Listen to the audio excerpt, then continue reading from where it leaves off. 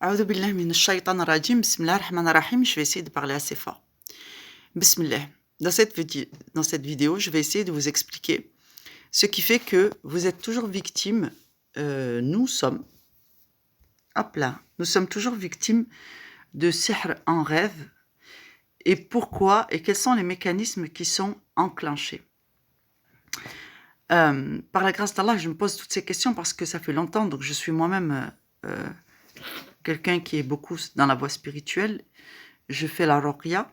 Des fois, ça m'arrive je soigne les gens, je leur propose un soin spirituel. Et je les aide aussi à comprendre les mécanismes inconscients qui font que les portes des shayatines sont ouvertes et ils déferlent dans leur vie, malgré tous leurs efforts. La ruqya, c'est quelque chose qu'on va faire après. Mais dites-vous bien qu'il y a des choses à faire en amont et qu'on n'a toujours pas bien saisi pourquoi, avec tous nos efforts, toutes les ruqya qu'on fait, ça ne s'arrête pas. Est-ce qu'on n'a pas détruit les sihr? Est-ce que Allah n'a pas accepté nos invocations? Est-ce que Alors figurez-vous que si Allah n'avait pas accepté vos invocations, il n'y aurait plus personne pour en discuter aujourd'hui parce qu'ils auraient réussi à nous tuer. Donc ça veut bien dire que Allah, dans sa grandeur, défait les sihr. Et en même temps, il nous apporte quand même un soutien sur le plan de la santé, parce que sinon, je vous garantis qu'on n'arriverait même pas à avancer, même pas à respirer, même pas à parler, bon bref. Parce que vraiment, ils y vont pas de main morte. Non, en fait, moi, cette nuit, je me suis réveillée pour aller prier, quand Allah m'a réveillée pour aller prier. Donc quand tu te réveilles la nuit, il faut aller prier. Ça s'est bien passé, j'ai pas eu de soucis. Mais au petit matin, subhanallah, je me suis rendormie après le fajr. Et je me suis dit, bon, il faut que je puisse récupérer un peu parce que j'ai veillé une partie de la nuit, ainsi de suite. Donc, je suis allée me recoucher. Mais quand j'ai été réveillée, j'ai pas voulu me lever. J'ai pas voulu me lever, je me suis dit, c'est bon, j'ai prié, j'ai fait toutes mes prières à l'heure. Normalement, ça va. Et j'ai pas voulu me réveiller, mais je me suis rendormie, effectivement. Qu'est-ce qui s'est passé? Il s'est passé que quand je me suis rendormie, j'ai commencé à avoir des rêves bizarres. Et ça fait longtemps que j'en faisais pas des comme ça. Donc, rêves érotiques, rêves de mariage, avec des rêves de plaisantins, je riais de choses c'est même pas moi qui faisais le pitre, hein, c'était des gens qui faisaient les imbéciles dans mon rêve, et moi je riais, et je regardais leur spectacle, et il se passait certaines choses, et je n'ai pas daigné, parce que c'est inconscient, on n'est pas maître de son subconscient quand on dort, d'accord? Mais qu'est-ce qui se passe? Je vous avais enseigné que quand on est éveillé, on est vigilant sur des choses qui font que, quand on dort, notre subconscient est éduqué par ce que nous avons fait avec assiduité quand nous étions éveillés. Donc, quand nous sommes éveillés, nous faisons attention de ne pas manger du porc, de ne pas boire de l'alcool. Nous faisons attention quand nous achetons ou quand nous mangeons chez les gens. Donc, nous appliquons les lois. De ce fait, lorsque vous dormez, ces lois sont intégrées parce que vous êtes non seulement croyant, connaisseur de ces lois, et en même temps pratiquant. Donc ça veut dire que dans votre subconscient, vous êtes éduqué à être vigilant sur ces aspects. Maintenant, comment ça se fait que quand on fait la ruqya, on est pratiquant, on fait attention, et qu'on dort, et que le sihr continue à rentrer, et qu'on arrive encore à faire des pactes inconscients? Je me suis retrouvée mariée avec un djinn ashiq, et j'avais mangé et bu, et en plus, j'avais rigolé de certaines scènes pour me rendre compte qu'en réalité, c'était un sihr de pas, parce que quand je me réveille, je fais le diagnostic.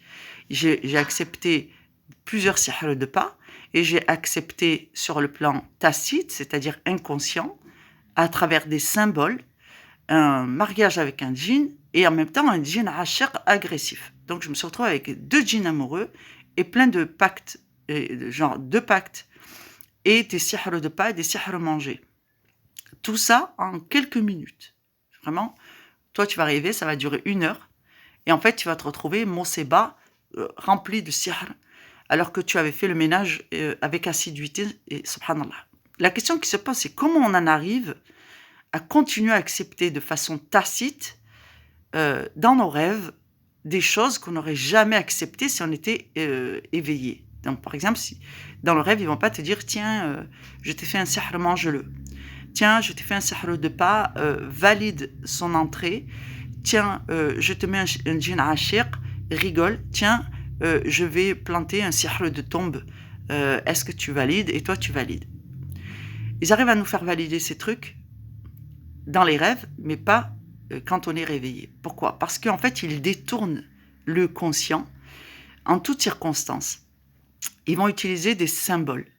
Et dans vos rêves, tout va se transposer sous forme de symboles. Si vous le prenez à la légère et que vous l'acceptez, c'est-à-dire tu as accepté le spectacle, tu as ri, tu étais de bon cœur avec eux, eh bien, tu viens de valider l'entrée d'un sihr.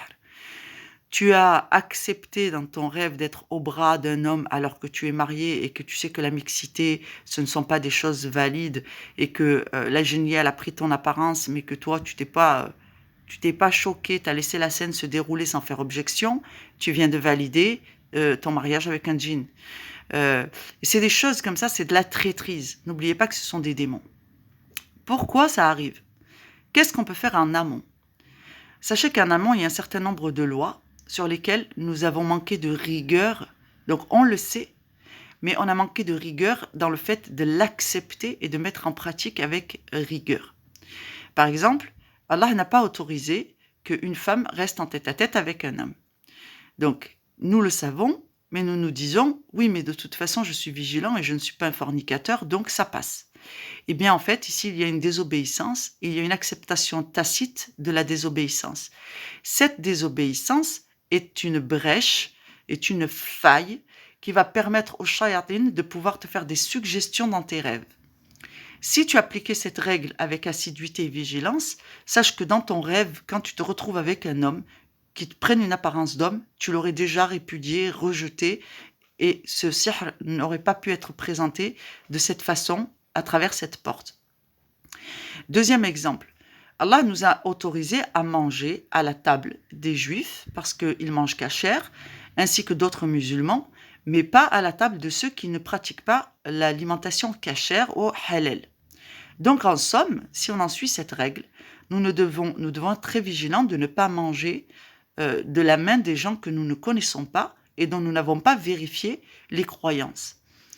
À partir du moment où nous avons appliqué cette loi de la surveillance de la main de qui nous mangeons, que nous sommes vigilants, que nous nous interdisons de manger la nourriture des gens qui ne pratiquent pas le halal ou le kasher, que nous nous interdisons, je parle de nourriture préparée, d'accord, mais vous avez le droit de commercer, vous avez le droit d'acheter des carottes, des navets de la part des gens qui ne sont pas forcément pratiquants de ces deux règles du halal.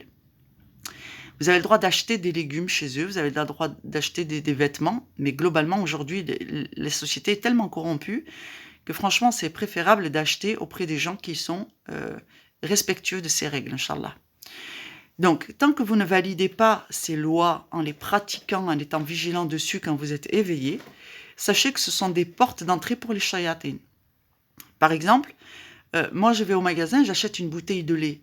Celui qui me l'a vendue et celui qui me l'a produite ne pratique pas la règle du kasher, on est d'accord. Donc, dans mon rêve, quand je dors, je ne me demande même pas si cette alimentation qu'on me propose, elle respecte la règle du kasher. Donc, globalement, ça enfreint quelle loi? Ça enfreint la loi que tu ne dois pas manger à la table de celui qui ne fait pas de la règle du kasher. Donc, ça veut dire que dans ton rêve, la personne qui te propose à manger, elle pratique le halal ou pas? On ne le sait pas. Mais on l'accepte quand même la nourriture. Parce que nous n'avons pas été vigilants sur cette loi. Et c'est une loi en islam. Donc, en fait, pourquoi est-ce qu'on continue à être atteint dans nos rêves? C'est parce que nous n'appliquons pas sur le plan conscient, cet impératif d'être vigilant, parce que c'est à travers la nourriture qu'on nous empoisonne. C'est à travers la nourriture qu'on peut nous atteindre. Quand tu vois les rois d'avant, quand ils trinquaient avec toi et qu'ils venaient, qu'ils te proposaient une association pour arrêter la guerre et tout, les gens, ils étaient vigilants en se disant « il faut que je fasse attention parce qu'ils vont essayer de m'empoisonner ». Ben nous, les musulmans, Allah nous a déjà dit que ceux qui pratiquent la loi du halal sont plus dignes qu'on partage leur repas que ceux qui ne pratiquent pas la loi du halal. Donc, par exemple, la bouteille de lait, c'est extraire la vache et vendre le lait. Mais aujourd'hui, c'est les industriels qui le vendent. Donc, la chaîne du direct, elle est cassée. Même dans le le fait de boire un produit qui est déjà préparé, ou de manger un produit qui est préparé, par exemple un lait chocolaté avec un peu de vanille, c'est une préparation. Donc ça a été préparé par la main de quelqu'un qui ne pratique pas le kasher. Donc en cela, c'est tacite, c'est-à-dire que c'est comme de manger à la table de quelqu'un qui ne pratique pas le kasher parce que c'est lui qui te l'a préparé. Donc ce qu'il faudrait faire, c'est d'acheter son alimentation, de préparer soi-même sa nourriture et de n'accepter les invitations à manger que de gens qui pratiquent le licite, le halal, et que commencer à pratiquer cette règle, d'accord? Maintenant, si c'est des carottes râpées, alhamdoulilah, c'est à toi de voir. Moi, ça me pose pas de problème, honnêtement. Mais si je vois que le sihr continue à rentrer, c'est que dans ma pratique de l'islam, j'ai cessé d'être vigilante. Et il se pourrait que cette loi, elle soit beaucoup plus importante qu'on ne pense, vu le niveau d'atteinte et de mise en danger que nous, eh ben, on éprouve. Faut pas oublier que les temps ont changé. Il y a des protections qu'Allah nous avait accordées qui n'existent plus aujourd'hui.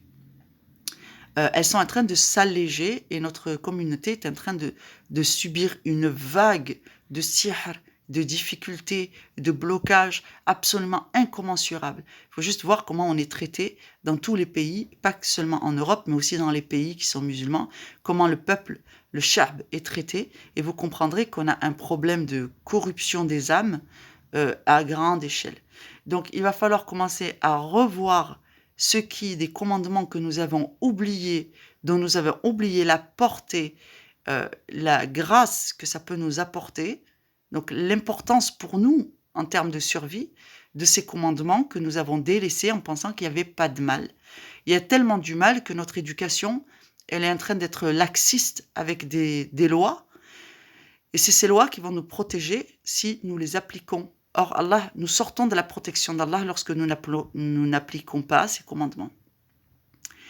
Donc, voilà comment on fait pour lutter contre le sihr mangé. Il faut remettre au goût du jour des lois et les ancrer dans la pratique afin qu'elles pénètrent votre cœur et qu'elles éduquent, votre éducation pénètre votre subconscient et que votre subconscient soit éduqué lorsque le conscient dort, il fasse le travail, Inch'Allah. Voilà, salam alaikum, je vais être obligée de faire, là je vais faire 2 prières parce que je me lève. Je vais faire 2 prières pour demander à Allah de me pardonner et de m'enlever un maximum de sihr. Ensuite, je vais faire mon traitement, Inch'Allah, pendant quelques jours avec je vais faire un tableau pour quelques jours où je vais commencer à faire l'eau coranisée, l'huile coranisée, et à essayer de me concentrer sur le fait de ne plus acheter des carottes râpées, déjà assaisonnées, d'acheter des carottes et de les râper moi-même, et de me faire mes tupperwares tout préparés. Voilà, malgré la contrainte, c'est quand même sur le plan de la santé un plus, parce que ces aliments sont quand même délétères pour la santé, étant donné qu'ils sont extrêmement sucrés et salés, et qu'on ne sait pas quel genre d'édulcorant ou quel genre d'excipient ou de conservateur a été rajouté. Ce n'est pas juste des carottes, c'est des carottes chimiques. Voilà, donc ça va rajouter encore une difficulté. Mais qu'Allah nous facilite, Inch'Allah. Il faut revenir un peu à un mode de vie des anciens qui était beaucoup plus sage et beaucoup plus équilibré que nous. Salam alaikum. J'espère que cela va vous aider. Salam alaikum wa rahmatullahi wa barakatuh.